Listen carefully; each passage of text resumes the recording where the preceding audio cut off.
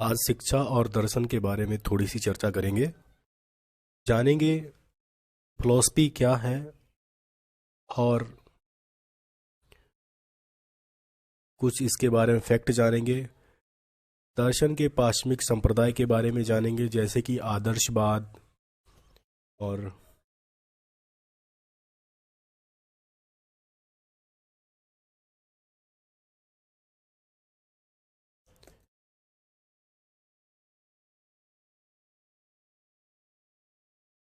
यथार्थवाद, आदर्शवाद, यथार्थवाद,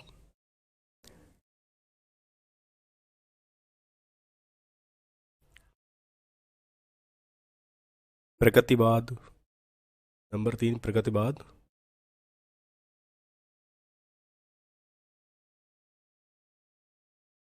प्रयोजनवाद। इसमें नंबर गलत हो गया, कोई बात नहीं। अस्तित्ववाद,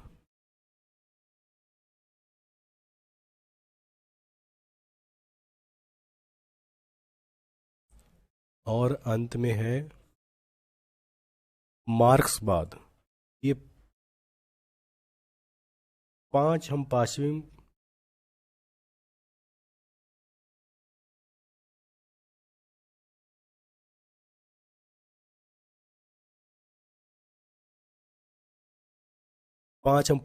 दर्शन के बारे में आज जानेंगे। चलिए बिना समय बिताए वीडियो स्टार्ट करते हैं। जैसे आप देख ही रहे हैं कि शिक्षा दर्शन लिखा हुआ है। इस शिक्षा और दर्शन, शिक्षा दर्शन क्या होता है, शिक्षा में दर्शन का क्या कार्य है और दर्शन में शिक्षा का क्या कार्य है, इसके बारे में आज विशेष हम चर्चा करेंगे, डिटेल में करेंगे। तो देखिए, दर्शन का शाब्दिक अर्थ, दर्शन अंग्रेजी भाषा के फिलॉसफी शब्द का रूपांतर है। इस शब्द की उत्पत्ति ग्रीक के 2 शब्द फिलोस अथवा सोफिया से हुई है। किससे हुई है? फिलोस अथवा सोफिया। देखिए, फिलोस का अर्थ होता है प्रेम अथवा अनुराग और सोफिया का अर्थ है ज्ञान। फिलोस का अर्थ है प्रेम या अनुराग और सोफिया का अर्थ है ज्ञान। तो इस प्रकार फिलोसफी अर्थात दर्शन का शाब्दिक अर्थ ज्ञान, अनुराग अथवा ज्ञान का प्रेम है। क्या है? ज्ञान का प्रेम। इस दृष्टि से ज्ञान तथा सत्य की खोज करना, उसमें वास्तविकता रूप को समझने की कला को दर्शन कहते हैं तथा किसी कार्य को करने से पूर्व इस कला को प्रयोग करने वाले व्यक्ति को दार्शनिक की संज्ञा दी जाती है। प्लेटो ने अपनी पुस्तक रिपब्लिक में लिखा है, इनकी एक पुस्तक है रिपब्लिक, इसमें लिखा है कि जो व्यक्ति ज्ञान को प्राप्त करने तथा नई नई बातों को जानने के लिए रुचि प्रकट करता है तथा जो कभी संतुष्ट नहीं होता है, उसे दार्शनिक कहा जाता है। क्या करता है? नई नई बातों को जानने के लिए रुचि प्रकट करता है। प्लेटो की और भी कई किताबें हैं, the Republic, the Statesman, the Laws, Ion, सिंपोजियन।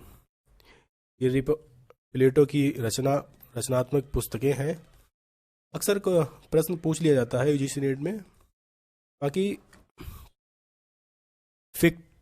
फिक्टे ने कुछ कहा है। क्या कहा है? शिक्षा दर्शन शास्त्र की सहायता के बिना आप पूर्णता और स्पष्टता को प्राप्त नहीं कर सकती है। इन्होंने कहा है कि शिक्षा दर्शन की सहायता के बिना पूर्णता और स्पष्टता को प्राप्त नहीं कर सकता है। साफ साफ इन्होंने बोल दिया है। जॉन डीवी के अनुसार बोला है कि शिक्षा के सामान्य सिद्धांत के रूप में दर्शन की परिभाषित किया जा सकता है। रास के अनुसार, रास ने बोला है कि दर्शन शास्त्र और शिक्षा एक ही सिक्के के 2 पहलू हैं। क्या बोला इन्होंने? कि दर्शन शास्त्र और शिक्षा एक ही सिक्के के 2 पहलू हैं। पहला जीवन का विचारात्मक पक्ष और दूसरा जीवन का क्रियात्मक पक्ष। इन्होंने एक सिक्के के 2 पहलू बताए हैं। शिक्षा और दर्शन एक पहला जीवन का विचारात्मक पक्ष और दूसरा जीवन का क्रियात्मक पक्ष।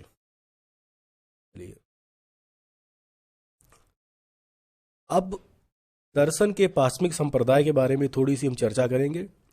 सबसे पहले आता है आदर्शवाद।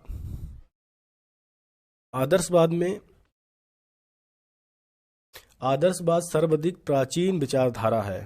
ठीक है, ये कैसी है? सर्वाधिक प्राचीन विचारधारा है। आदर्शवाद के समर्थकों में सुकरात, प्लेटो, डेकार्ड, स्पिनोज, बर्कले, कांट तथा हिंगल आदि दार्शनिकों के नाम विशेष रूप से उल्लेखित हैं। शिक्षा के क्षेत्र में इस विचारधारा को प्रतिपादित करने का श्रेय कॉमनियस पेस्टोलॉजी तथा फ्रोवेल को कहा जाता है। इसको कहा जाता है कॉमनियस पेस्टोलॉजी तथा फ्रोवेल को कहा जाता है। अब कहा है कि आदर्शवाद वह विचारधारा है जो यह मानती है कि अंतिम सत्ता आध्यात्मिक या मानसिक है। ये क्या मानती है? कि अंतिम सत्ता आध्यात्मिक या मानसिक है। इस दर्शन के अंतर्गत आत्मा और मन को लेकर मानव और प्रकृति के संबंध पर प्रकाश डाला जाता है।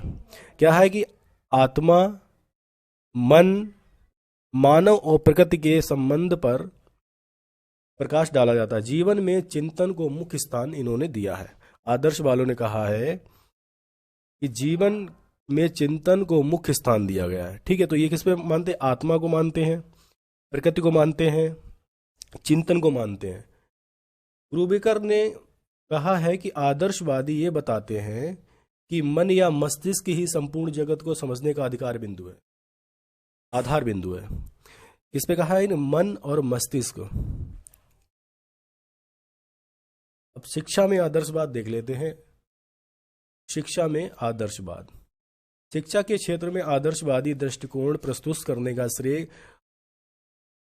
कमेनियस, पेस्टोलॉजी, फ्रोवेल और रस्क, हार्वर्ड और टीपी नन को जाता है। आदर्शवादी के अनुसार शिक्षा स्वयं में कई साध्य नहीं है बल्कि एक साधन मात्र है।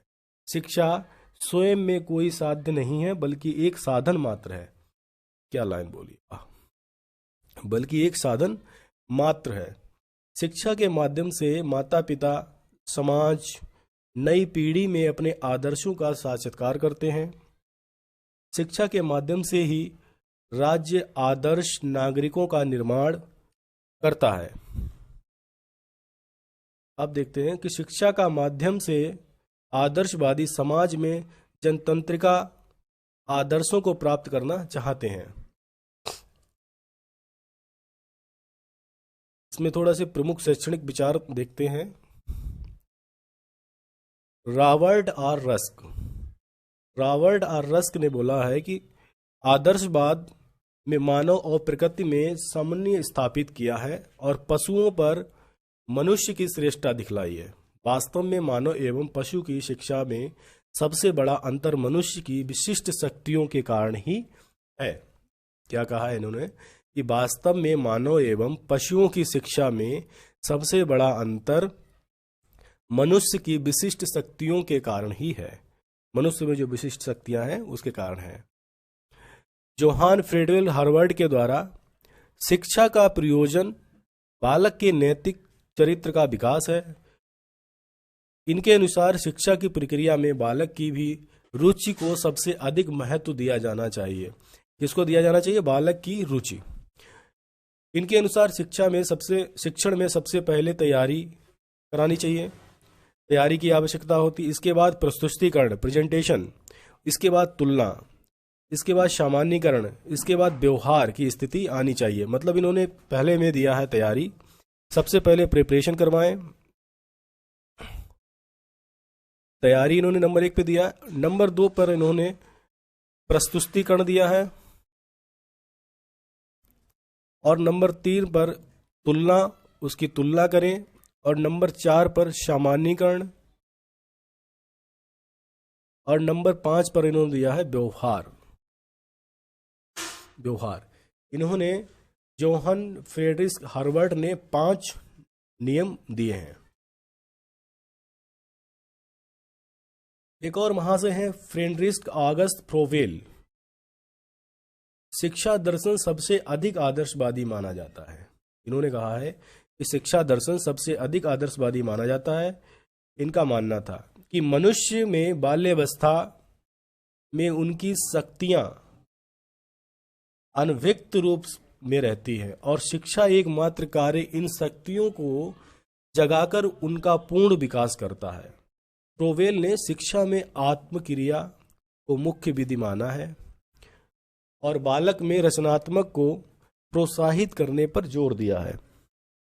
बालक में रचनात्मक को प्रोत्साहित करने पर जोर दिया है। इनकी मुख्य विधि, इन्होंने कहा है शिक्षा में आत्मक्रिया को मुख्य विधि माना है। ठीक है, थोड़ी सी हेडिंग बढ़ा लेते हैं, आप सही है। बालक में रचनात्मक को प्रोत्साहित करने पर जोर दिया। आदर्शवादी शिक्षा, इस पे थोड़ी चर्चा करते हैं। आदर्शवादी शिक्षा उपागम के उद्देश्य थोड़े से देखते हैं। इनका पहला उद्देश्य था आदर्शवादियों के अनुसार कि मानव ईश्वर की सबसे अधिक महान और सुंदर कृति है। मानव ईश्वर की सबसे अधिक महान और सुंदर कृति है, इसलिए इनके अनुसार शिक्षा का उद्देश्य मानव व्यक्ति का विकास, शिक्षा का उद्देश्य है मानव व्यक्ति का विकास, आत्म साक्षात्कार, अपने आप को नापना तौलना। इसके लिए उन विशिष्ट विषयों पर अधिक जोर दिया है जो मानव सुलभ है, जैसे साहित्य, संगीत, कला, धर्म, आचार शास्त्र इत्यादि। नंबर 2 को देखते हैं। नंबर 2 में कहा गया है कि पूर्वजों से प्राप्त संस्कृति एवं परंपराओं की सुरक्षा, अगली पीढ़ियों को अनवरत हस्तांतरण तथा उसमें विकास करना शिक्षा का उद्देश्य होना चाहिए, क्योंकि इसी से व्यक्ति का आध्यात्मिक विकास होता है। इन्होंने किस पे बात की? पूर्वजों पर। अगला देखते हैं, सत्यम शुभम सुंदरम। सत्यम शिवम सुंदरम मानव जाति के आध्यात्मिक आदर्श हैं और बालक को इन्हीं को प्राप्त करने योग्य बनाना शिक्षा का सबसे बड़ा लक्ष्य है। क्या करना? सत्यम शिवम सुंदरम, मानव जाति के अध्यात्म के आदर्श हैं। नंबर 4 देखते हैं, आदर्शवादी मनुष्य के परिवेश में सांस्कृतिक परिवेश को अत्यधिक महत्वपूर्ण मानते हैं। क्या करते हैं? सांस्कृतिक परिवेश को। इसलिए वे धर्म, नीति, कला, साहित्य, गणित, विज्ञान संपेक्ष में मनुष्य की समस्त संस्कृति को, आध्यात्मिक विरासत को शिक्षा में महत्वपूर्ण मानते हैं। शिक्षा का उद्देश्य मनुष्य को इनके विकास के योग्य बनाना भी है। इससे मानव जाति संस्कृत विकास में भी आगे बढ़ सकता है। मानव विकास सांस्कृतिक विकास में भी आगे बढ़ सकता है। नंबर 5 में कहा गया है, शिक्षा के उद्देश्य बालक को आध्यात्मिक मूल्य एवं सत्यों, वैल्यू ऑफ ट्रस्ट की अनुभूति कराना है। क्या कराना है? आध्यात्मिक मूल्य एवं सत्यों को। अगला देखते हैं, ये था आपका आदर्शवाद। अब हम बात करेंगे, थोड़ा सा चर्चा करेंगे यथार्थवाद के बारे में। इसके बारे में यथार्थवाद के अनुसार व्यक्ति जो कुछ देखता है, इन्होंने देखने के ऊपर कहा है कि व्यक्ति जो कुछ देखता है तथा जो कुछ उसके सामने होता है, जो सच्चाई सामने होती है, वही सत्य है। इसके लिए किन्होंने कहा है? यथार्थवाद ने कहा है कि जो कुछ देखता है, जो कुछ उसके सामने होता है, वही इसके लिए सत्य है। यथार्थवाद प्रत्यक्ष जगत को मानता है, अप्रत्यक्ष को नहीं मानता है। मतलब जो सामने होता है वो उसी को मानता है, पीछे को कुछ नहीं मानता है वो। यथार्थवादी विचारों एवं सिद्धांतों की अपेक्षा वस्तुओं, घटनाओं को वास्तविकता पर बल देता है। इस पर बल देता है, सिद्धांतों की अपेक्षा वस्तुओं और घटनाओं पर। अगला देखते हैं, स्वामी राम तीरथ के अनुसार, स्वामी राम तीरथ ने कहा है कि यथार्थवाद का अर्थ उस विश्वास अथवा सिद्धांत से है जो संसार को वैसा ही मानता है जैसा वह हमें दिखाई देता है। क्या करता है? जैसा वह हमें दिखाई देता है। किसने कहा? स्वामी राम तीरथ के अनुसार। चलिए अगला देखते हैं, एक महाशय हैं बटलर ने कहा है, यथार्थवाद संसार को सामान्यतः उसी रूप में स्वीकार करता है जिस रूप में वह हमें दिखाई देता है। दिखाई देता है। यथार्थवाद के मूल सिद्धांत कुछ हैं। नंबर 1, यथार्थवादी दृश्य प्रत्यक्ष जगत को सत्य मानते हैं। ज्ञानेंद्रियां ज्ञान के द्वारा हैं। ज्ञानेंद्रियों तथा वस्तुओं के संपर्क द्वारा हमें जो भी संवेदन प्राप्त होता है वही वास्तविकता है। अगला देखते हैं, संसार के चर और अचर समस्त वस्तुओं को एक अवयव के रूप में मानते हैं। इसमें परिवर्तनशीलता के कारण संसार के समस्त तत्वों के विचारों तथा नियमों में अनवरत परिवर्तन होता रहता है। ठीक है। वैज्ञानिक यथार्थवाद क्या है, इस पे थोड़ा चर्चा करेंगे। वैज्ञानिक यथार्थवाद उन्हीं वस्तुओं को सत्य स्वीकार करता है जिनको ज्ञानेंद्रियों, वैज्ञानिक परीक्षण, निरीक्षण एवं प्रयोग द्वारा सत्यापित किया जा सकता है। वैज्ञानिक यथार्थवाद जो है, वैज्ञानिक परीक्षण, निरीक्षण, प्रयोग द्वारा जो सत्य प्रमाणित हो सके उसी को ये मानते हैं। शिक्षा के क्षेत्र में वैज्ञानिक यथार्थवाद के परिणाम स्वरूप वैज्ञानिक विषयों को सबसे अधिक मान्यता प्रदान की गई है। वैज्ञानिक यथार्थवादी शिक्षा विधि के क्षेत्र में निरीक्षण, प्रयोग, परीक्षण, आगमन, निगमन आदि पर बल देते हैं। किस पर देते हैं? निरीक्षण, प्रयोग, परीक्षण। ये वैज्ञानिक विधि पर दरअसल पूरा इनका फोकस करते हैं। ये लोग जो वैज्ञानिक सत्य प्रमाणित करता है ये उसी को मानते हैं, इसीलिए इनका नाम वैज्ञानिक यथार्थवाद रखा गया है। हर्वर्ड स्पेंसर ने कहा है, इसके बाद के प्रमुख समर्थक विद्वान हैं। यथार्थवादी शिक्षा के उद्देश्य कुछ हैं। क्या है? यथार्थवादी शिक्षा का उद्देश्य बालक को एक सुखी तथा सफल जीवन के लिए तैयार करना है। और इन्होंने कहा है शिक्षा का दूसरा उद्देश्य बालक को वास्तविक जीवन के लिए तैयार करना है। बालक को एक सफल जीवन के लिए, वास्तविक जीवन के लिए उद्देश्य बालक की ज्ञानेंद्रियों को विकास करना एवं प्रशिक्षण करना। इनके ये 3 उद्देश्य थे। किस पर थे? सफल जीवन पर, वास्तविक जीवन पर और ज्ञानेंद्रियों का विकास करना एवं प्रशिक्षण करना। और है यथार्थवादी के अनुसार शिक्षा को मानव के वास्तविक जीवन में काम आना चाहिए। किस पर काम आना चाहिए? मानव के वास्तविक जीवन में, जिस पर हम जी रहे हैं। चूंकि वास्तविक जीवन में जीविकोपार्जन की समस्या मुख्य होती है, इसीलिए बालक को व्यावसायिक शिक्षा भी देना चाहिए। वैज्ञानिक यथार्थवाद वालों ने क्या कहा है कि बालक को व्यावसायिक शिक्षा भी देना चाहिए। अब अगला आता है प्रकृतिवाद। प्रकृतिवाद वाले कहते हैं भौतिकवाद अथवा पदार्थवाद की संज्ञा भी दी गई है। प्रकृतिवाद को भौतिकवाद अथवा पदार्थवाद की भी संज्ञा इन्हें दी गई है। दर्शन के अनुसार पदार्थ ही जगत का आधार है। प्रकृतिवाद के अनुसार केवल प्रकृति ही सब कुछ है। इन्होंने कहा है कि केवल प्रकृति ही सब कुछ है, इससे परे अथवा इसके बाद और कुछ नहीं है। इससे परे अथवा इसके बाद और कुछ नहीं है, जो कुछ है वो प्रकृति है। मानव को प्रकृति की खोज करनी चाहिए जो केवल विज्ञान द्वारा ही हो सकती है, विज्ञान द्वारा ही हो सकती है। इस प्रकार प्रकृतिवादियों के अनुसार अंतिम सत्ता प्रकृति और भौतिक तत्व है। ठीक है। प्रकृतिवाद मन को पदार्थ के अधीन मानते हुए ये विश्वास करता है कि अंतिम सत्ता भौतिक है, आध्यात्मिक नहीं है। इन्होंने क्या कहा है? ये विश्वास करता है कि अंतिम सत्ता भौतिक है, आध्यात्मिक नहीं है।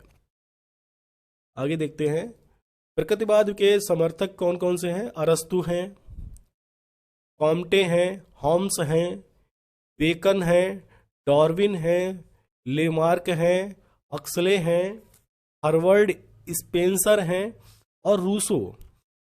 ये कौन है? ये इनके समर्थक हैं। पेरी के अनुसार एक पेरी महाशय हैं जिन्होंने कुछ ज्ञान दिया है इसमें। प्रकृतिवाद विज्ञान नहीं है। इन्होंने कहा है कि प्रकृतिवाद विज्ञान नहीं है, विज्ञान के बारे में दावा है। क्या है? विज्ञान के बारे में दावा है। अधिक स्पष्ट रूप में ये बात का दावा है कि वैज्ञानिक ज्ञान अंतिम है, जिसमें विज्ञान से बाहर या दार्शनिक ज्ञान का कोई स्थान नहीं है। जे.एस. रास के अनुसार, जे.एस. रास ने कहा है कि प्रकृतिवाद एक ऐसा शब्द है जिसका शिक्षा संबंधी सिद्धांतों में उन शिक्षा प्रणालियों के लिए प्रयोग किया जाता है जो स्कूलों और पुस्तकों पर आधारित होता है, आधारित होने के बजाय शिक्षार्थी के वास्तविक जीवन को क्रियात्मक रूप से प्रभावित करने का प्रयास करती है। अच्छा, शिक्षा में प्रकृतिवाद देखते हैं थोड़ा सा। इन्होंने कहा है कि शिक्षा में प्रकृतिवाद का अर्थ ऐसी शिक्षा व्यवस्था से है जिससे बालक अपनी प्रकृति के अनुसार विकसित होता रहे। बालक अपनी प्रकृति के अनुसार विकसित होता रहे। और इन्होंने कहा है प्रकृतिवाद आंदोलन को शिक्षा के क्षेत्र में प्रारंभ करने का श्रेय बेकन तथा कॉमनियस को है, परंतु रूसो ने इस आंदोलन को चरम सीमा तक पहुंचाया है। प्रकृतिवाद शिक्षा के क्षेत्र में प्रकृति शब्द का प्रयोग दो अर्थों में करता है, एक तो भौतिक प्रकृति और बालक की प्रकृति। एक है भौतिक प्रकृति और दूसरी है बालक की प्रकृति। भौतिक प्रकृति की बात करें हम, भौतिक प्रकृति वह प्रकृति है जो बालक की प्रकृति आंतरिक प्रकृति है।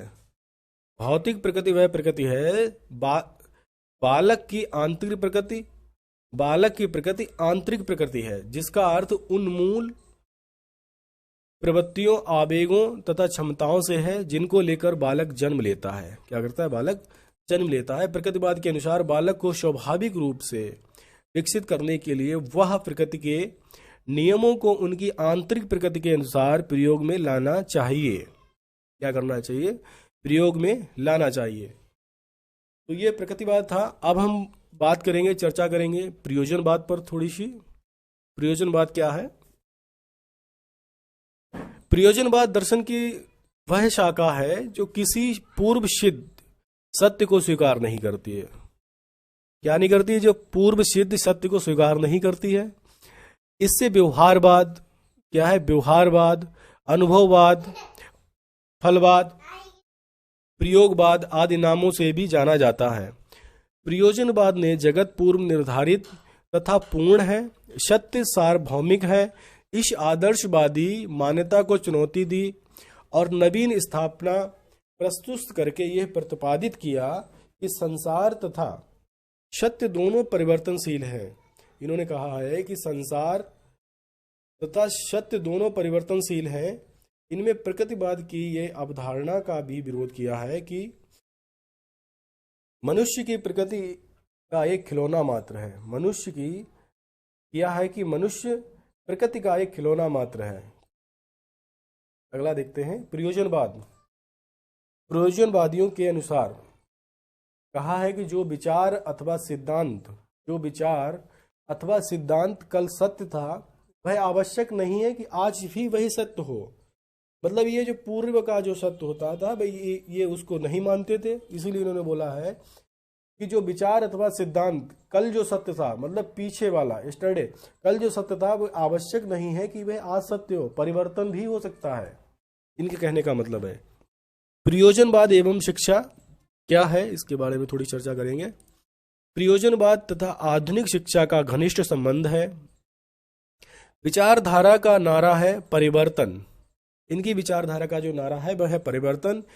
इस बात के अनुसार संसार परिवर्तनशील है। संसार क्या है? परिवर्तनशील है। और इन्होंने कहा है शिक्षा तथा शिक्षण संस्थाएं भी परिवर्तन के चक्कर में नहीं बच सकी हैं।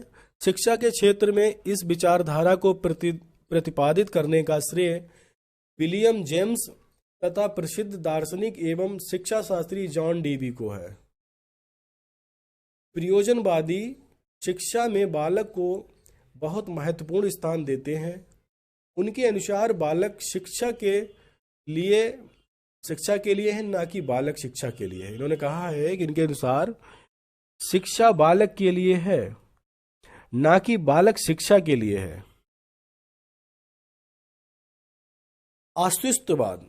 आशिष्टवाद ये 20वीं शताब्दी के संकट का दर्शन है। कब का है ये? 20वीं शताब्दी का है। इसका विकास समकालीन सामाजिक, आर्थिक और राजनीतिक परिस्थितियों के विरुद्ध प्रतिक्रिया के रूप में हुआ, जिनमें मानव ने अपनी आत्मा खो दी है। अस्तित्ववाद दर्शन ऐतिहासिकवाद है और विज्ञानवाद का खंडन करता है। अस्तित्ववाद दर्शन ऐतिहासिकवाद, हिस्टोरिकल और विज्ञानवाद का खंडन करता है। आधुनिक नगरीय समाजों में प्रौद्योगिकी और विज्ञान के अनुभूत विकास से ये अत्यधिक भीड़ बढ़ जाने से मानव मन में संघर्ष बढ़ गए हैं। क्या हो गए हैं? संघर्ष बढ़ गए हैं। और इन्होंने कहा है कि ज्यो यंत्रवादी सभ्यता बढ़ती जाती है, मनुष्यों में निराशा भी बढ़ती जाती है। कितना अच्छा कहा है कि मानव श्रम का मूल्य घट रहा है और जीवन निरुद्देश्य बनता जा रहा है। ऐसी परिस्थितियों में संवेदनशीलता व्यक्ति को सब जगह निराशा दिलाई पड़ती है। अस्तित्ववाद दर्शन की इसी परिस्थिति का विश्लेषण करता है, इसे दूर करने का प्रयास करता है। अस्तित्ववाद दर्शन इसी परिस्थिति का विश्लेषण करता है, इसे दूर करने का प्रयास भी करता है। अस्तित्ववाद दार्शनिक मानव व्यक्तित्व को अत्यधिक महत्वपूर्ण ठहराते हैं। मानव व्यक्ति का मूल तत्व स्वतंत्रता है। समाज व्यक्ति के लिए है, न कि व्यक्ति समाज के लिए है। यदि सामाजिक नियम व्यक्ति की स्वतंत्रता में बाधा हो तो व्यक्ति को इन नियमों का विरोध करने का अधिकार है। क्या है? व्यक्ति को इन नियमों का विरोध करने का अधिकार है। एक महाशय हैं सोरेन किरकेगार्ड। इनके अनुसार एक प्रमुख प्रवर्तक माना जाता है, इस विचारधारा का इन्हें एक प्रमुख प्रवर्तक माना जाता है, वह व्यक्ति के मूल व्यक्तिगत अस्तित्व पर बल देता है। इनके अनुसार सत्य व्यक्ति के अपने अद्वितीय अनुभव में पाया जाता है। वह व्यक्ति की मूल दशा को निराशा मानते हैं। इनके अनुसार कोई भी ऐसा व्यक्ति नहीं है जिसमें निराशा ना हो। निराशा ऐसी अवस्था है जो मृत्यु पर्यंत चलती रहती है, मतलब कि जीवन से मृत्यु तक चलती रहती है। कहीं ना कहीं से निराशा जरूर होगी। किरकेगार्ड के अनुसार निराशा 3 रूप में व्यक्त होती है। नंबर 1, आत्मा चेतना प्राप्त नहीं होता। नंबर 2, अपने आप में होने की इच्छा नहीं होती। नंबर 3, अपने आप में होने की इच्छा होती है। इनके ये 3 निराशा के रूप थे। कौन सा? आत्मा चेतना नहीं होता है, अपने आप में होने की इच्छा नहीं होती और अपने आप में होने की इच्छा होती है। अस्तित्ववाद दूसरा प्रमुख प्रवर्तक मार्टिन हीडेगर माना जाता है। इनके अनुसार मनुष्य ही अस्तित्ववाद रखता है, क्योंकि मनुष्य में चेतना है। संसार में अन्य प्राणी चेतना विहीन होने के कारण अस्तित्व नहीं देखते हैं। मार्टिन महोदय इस तथ्य पर बल देते हैं कि मनुष्य का अस्तित्व सीमित है, क्योंकि उसका अस्तित्व नश्वर है। मृत्यु सभी संभावनाओं का अंत कर देती है। सभी मनुष्यों की मृत्यु निश्चित है। इन्होंने इसमें साफ कह दिया है। जीन पॉल सत्रे ने कहा है कि दर्शन की मुख्य रूप से अस्तित्ववाद करता है। वह एक नास्तिक विचारक भी है। उनका कहना है कि मानव केवल इसके लिए वह क्या अपने को मानता है और कुछ नहीं है।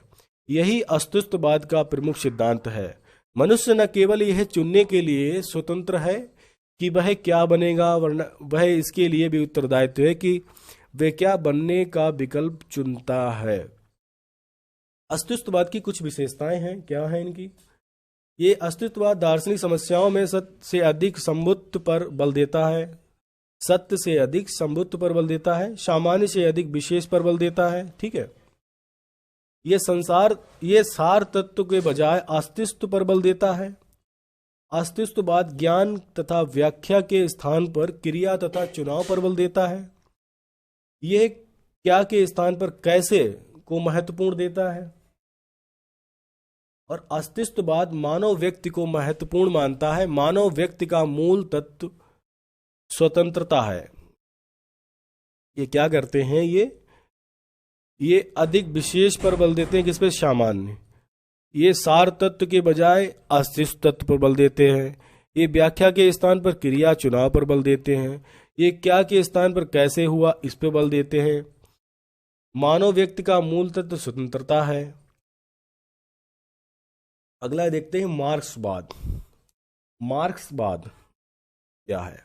मार्क्सवाद के प्रवर्तक मार्क्स थे, जिन्होंने अपने ग्रंथ दास कैपिटल में साम्यवादी विचारधारा के सिद्धांतों पर अपने विचार रखे। मार्क्सवादी पाठ्यक्रम में एक रूपता पर जोर देते हैं। सैनिक शिक्षा सभी के लिए अनिवार्य मानी जाती है। पाठ्यक्रम का निर्माण इस प्रकार किया जाता है कि साम्यवादी सिद्धांतों के प्रति आस्था, देश प्रेम की भावना का विकास किया जा सके। साम्यवादी शिक्षा में शिक्षार्थी कठोर अनुशंसा में वृद्ध होकर साम्यवाद में दृढ़ निष्ठा, राष्ट्र प्रेम का विकास करते हैं। दोनों की सत्ता राष्ट्र एवं साम्यवाद में केंद्रित रहती है। साम्यवाद शिक्षा प्रणाली शिक्षा के केंद्रीकरण को अस्वीकार करता है। ये किसका था विचार? ये था मार्क्सवाद।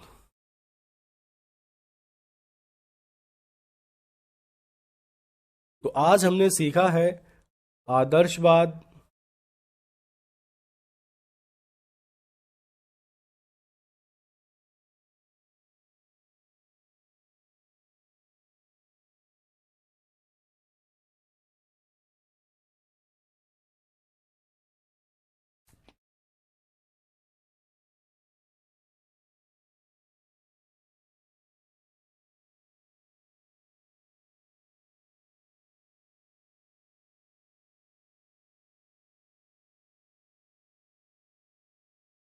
आज हमने सीखा है आदर्शवाद। आदर्शवाद के बाद हमने थोड़ी सी बात करी है यथार्थवाद, कुछ थोड़ी सी बात की हमने प्रकृतिवाद के बारे में, प्रयोजनवाद के बारे में बात की, अस्तित्ववाद के बारे में थोड़ी सी बात की, और अंत में बात की है मार्क्सवाद। तो आज हमने पाश्चिमिक दर्शन के बारे में चर्चा की है। अगले वीडियो में हम बात करेंगे भारतीय दर्शन के बारे में। अगला वीडियो भारतीय दर्शन के बारे में बात करेंगे और इसके क्वेश्चन भी हम लगातार करेंगे। अगले वीडियो में हम क्वेश्चन भी लेके आएंगे। चलिए ठीक है, मिलते हैं हम अगले वीडियो।